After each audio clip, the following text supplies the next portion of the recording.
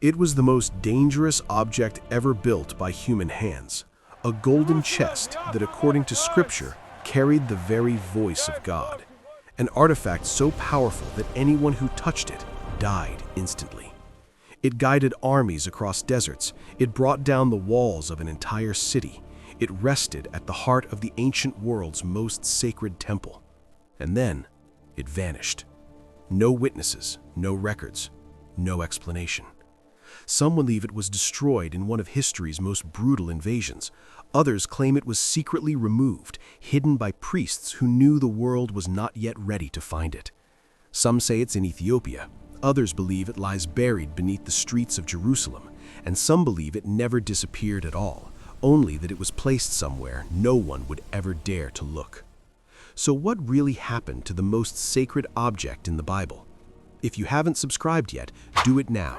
Every week we go deep into mysteries like this one that official history would rather leave buried. To understand this mystery, we need to travel back almost 3,500 years. The story begins in the Sinai desert. According to the book of Exodus, after leading the Hebrews out of slavery in Egypt, Moses received a direct command from God. He was to build a sacred ark, not merely a religious symbol. It would be God's own throne among men. The description is precise. The ark was to be made of acacia wood, strong and durable, and completely covered in pure gold, inside and out. It would measure roughly 1.3 meters in length. Gold rings were to be fixed to its sides so that gilded poles could be used to carry it without anyone making direct contact.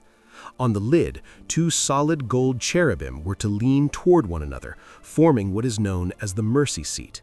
According to the biblical text, it was there, between the wings of the cherubim, that the presence of God would appear. Inside the ark were placed the tablets of the law, the 10 commandments given to Moses on Mount Sinai. Some Jewish traditions also hold that it contained Aaron's staff and a jar of manna, the bread that sustained the Israelites through 40 years in the desert. But the Ark of the Covenant was not simply a religious object. It was considered a direct channel to the power of God. In biblical accounts, every time the Ark accompanied the Hebrew people into battle, extraordinary things happened. The most famous episode takes place at Jericho. According to the book of Joshua, priests carried the Ark around the city walls for 7 consecutive days. On the 7th day, to the sound of trumpets, the walls collapsed. Many historians read this as symbolic, but for the people who lived it, there was no question. The ark was proof that God marched beside them. There is another deeply unsettling episode in the 2nd book of Samuel. When the oxen carrying the ark stumbled, a man named Uzzah reached out to steady it. He fell dead on the spot.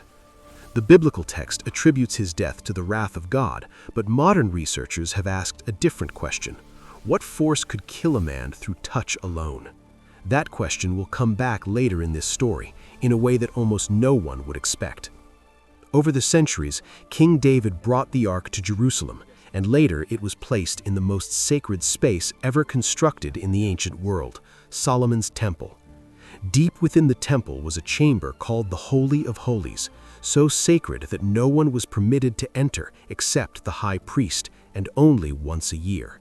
That was where the Ark of the Covenant rested, silent, concealed, untouchable. For centuries it remained at the spiritual core of Israel, until something happened, something that would change everything.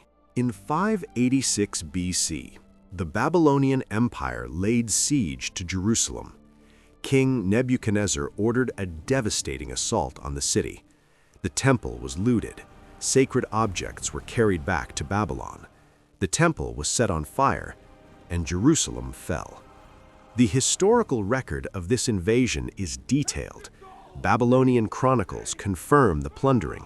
The Bible describes the destruction at length. But there is one detail that stands out. Not a single document from that period mentions the Ark of the Covenant. Other sacred objects are carefully listed: lampstands, gold vessels, temple treasures, but the Ark appears nowhere. And that is exactly where the mystery begins, because from that moment on, the Ark of the Covenant simply disappears from history. No later text describes what happened to it. No Babylonian chronicler claims to have seized it. No archaeological record confirms it was destroyed. It is as though it was removed before the invasion ever began, hidden away, carried somewhere secret. And that is precisely what some ancient traditions claim. One of the most striking accounts appears in an ancient Jewish text known as the Second Book of Maccabees. According to this tradition, the prophet Jeremiah received a divine vision before Jerusalem fell. Knowing the temple would be destroyed, he hid the Ark of the Covenant in a cave on Mount Nebo, the very place where Moses is said to have looked out over the Promised Land before he died.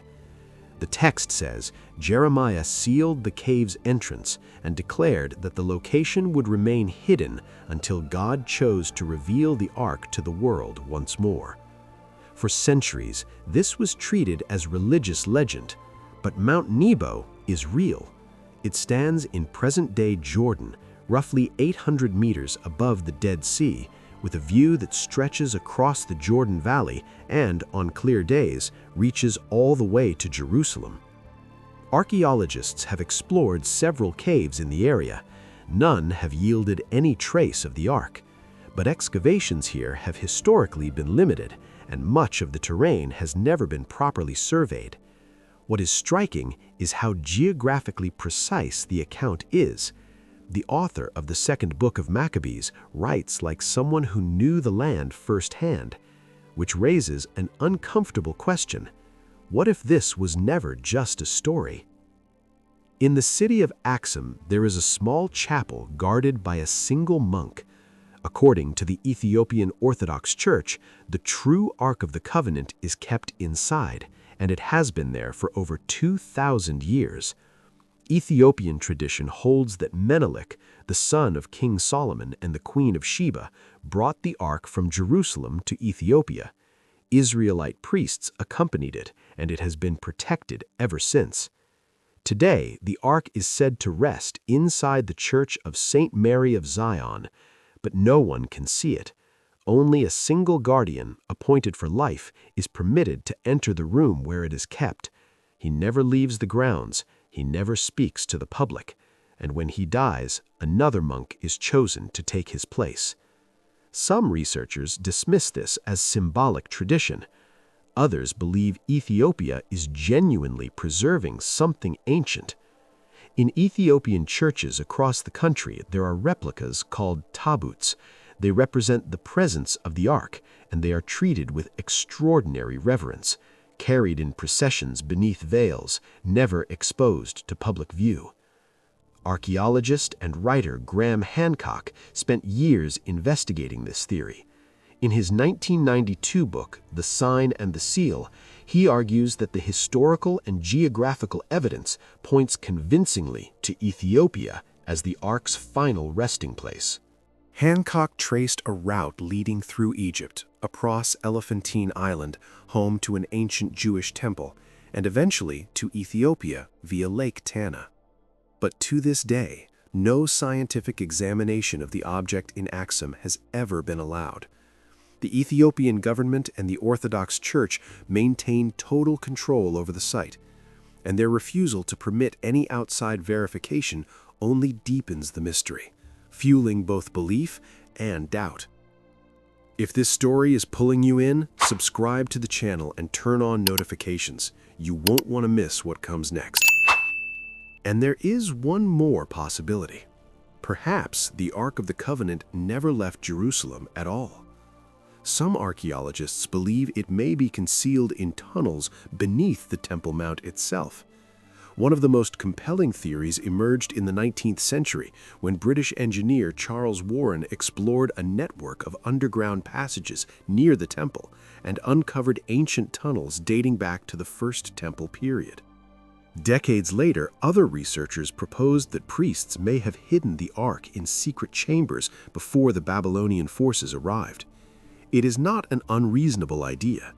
The First Temple stood for more than 3 centuries. That is more than enough time to construct hidden passages beneath it. The problem is that excavations on the Temple Mount are almost entirely off-limits, restricted by both religious sensitivity and political tension. The site is home to the Al-Aqsa Mosque and the Dome of the Rock, two of the most sacred places in Islam. Any serious excavation would be politically explosive, which means vast stretches of that ancient ground have never been explored. And if the Ark is there, it could be sitting just a few meters below the surface, untouched, forgotten, waiting. But perhaps no one pursued the Ark of the Covenant with greater obsession than the Knights Templar. Founded in 1119, the order was officially created to protect Christian pilgrims traveling to Jerusalem. But from the very beginning, something about their behavior was unusual. The order's founding 9 knights set up headquarters directly on the ruins of Solomon's temple. For nearly a decade, they accepted no new members. They fought no battles. They carried out none of the duties they had publicly declared. So what were they doing? They were digging. Researchers who studied the architecture of the area confirmed that the Templars carried out extensive excavations beneath the Temple Mount. In 1894, during restoration work, tunnels were discovered below the area the Templars had occupied. Inside, artifacts identified as belonging to the order were found. What did they find down there? That remains unknown. But when the Templars finally emerged from their years of excavation, their rise was extraordinary. Within a short time, the order became one of the most powerful institutions in medieval Europe, with influence over kings, popes, and entire kingdoms. Some historians believe they may have found documents or relics that gave them leverage. Others go further, suggesting the Templars found the Ark itself, or at least definitive proof of where it was hidden. In 1307, King Philip IV of France ordered the arrest and dissolution of the order. Its leaders were tortured and executed, but the Templars' treasures were never recovered. Whatever they had guarded for 2 centuries simply vanished, just like the Ark. But there is one more dimension of the Ark of the Covenant that goes beyond geography or history, and it starts with a deceptively simple question: why did touching it kill? For centuries, the answer was straightforward: divine punishment. But in the 20th century, engineers and physicists began to look at the biblical descriptions with a different kind of curiosity. The structure described in Exodus is unusual. Acacia wood, a natural insulator, completely coated in pure gold, both inside and out. This creates, in theory, a structure with 2 conductive layers separated by an insulating material. That is exactly the structure of an electrical capacitor. In the dry, low-humidity conditions of the desert, where the Israelites carried the Ark for decades, that kind of structure could accumulate significant electrostatic charges, enough, according to some physicists, to deliver a lethal discharge. This would explain the deaths by touch. It would explain the bolts of light described in some biblical accounts. And it would explain why the Ark was always carried on wooden poles, keeping it entirely clear of direct human contact. The theory is controversial. Most biblical scholars reject it outright. But it leaves behind a question that is very hard to shake. How did the builders of the ancient world, 3,500 years ago, arrive at a design that mirrors a principle of electrical physics that wasn't formally described until the 18th century? Divine knowledge? Coincidence? Or evidence of a technical understanding that history has completely forgotten? Over the centuries, countless expeditions have set out to find the Ark. Knights Templar, European explorers, modern archaeologists, governments. None have returned with proof. In 1981, the Israeli government funded a covert survey beneath the Temple Mount. The findings were never released. In 2008, Israeli archaeologists announced the discovery of an underground chamber near the site of Solomon's temple. The excavation was shut down by religious authorities before it could be completed. Every time someone gets close, something stops the search. And maybe that is exactly what makes this mystery so impossible to let go of. Because the Ark of the Covenant is not just a lost object. It is a question about who we were, what we believed, and what we may have surrendered to history without ever knowing its true value. If it still exists somewhere, is it lying in a forgotten cave in the hills of Jordan? In a silent chapel in Ethiopia, watched over by a monk who will never speak? Buried beneath the stones of Jerusalem in a tunnel no one is permitted to open? Or perhaps in the hands of an order that outlasted its own destruction, still guarding a secret the world is not ready to hear? Maybe one day an ancient manuscript will surface with an answer no one saw coming. Or a sealed chamber will be found where no one thought to look.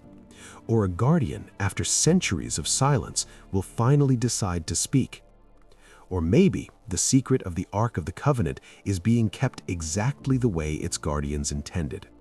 Not hidden forever, but waiting for the moment when humanity is finally ready to understand what it truly is.